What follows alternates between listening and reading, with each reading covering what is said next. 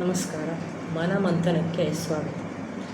ಎಷ್ಟೋ ಸಾರಿ ನಾವೇನು ಮಾಡ್ತೀವಿ ಅಂದರೆ, ಇನ್ನೊಬ್ಬರನ್ನ ಸಂತೋಷಪಡಿಸೋದಕ್ಕಾಗಿ, ಇನ್ನೊಬ್ಬರನ್ನ ಮೆಚ್ಚಿಸೋದಕ್ಕಾಗಿ ನಮ್ಮ ಜೀವನವನ್ನು ಸವೆದ್ಬಿಡ್ತೀವಿ.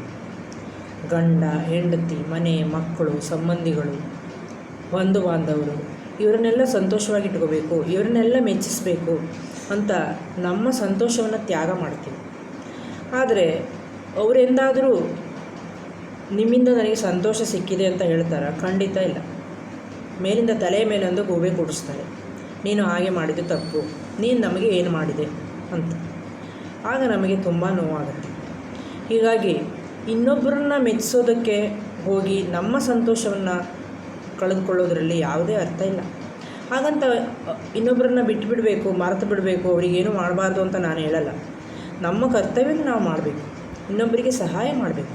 ಆದರೆ ಅವರನ್ನು ಮೆಚ್ಚಿಸಲು ಹೋಗಿ ನಮ್ಮ ಸಂತೋಷವನ್ನು, ನಮ್ಮ ವೇಳೆಯನ್ನು ವ್ಯರ್ಥ ಮಾಡಿಕೊಳ್ಳೋದ್ರಲ್ಲಿ ಯಾವುದೇ ಅರ್ಥ ಇಲ್ಲ. ಅವರೆಂದೂ ನಿನ್ನಿಂದ ನನಗೆ ಒಳ್ಳೆಯದಾಗಿದೆ, ನಿನ್ನಿಂದ ನನಗೆ ಸಂತೋಷ ಸಿಕ್ಕಿದೆ ಅಂತ ಹೇಳಲ್ಲ. ಹೀಗಾಗಿ ನಮ್ಮ ಸಂತೋಷಕ್ಕೆ ನಾವು ಮೊದಲನೇದಾಗಿ ಆದ್ಯತೆ ಕೊಡಬೇಕು.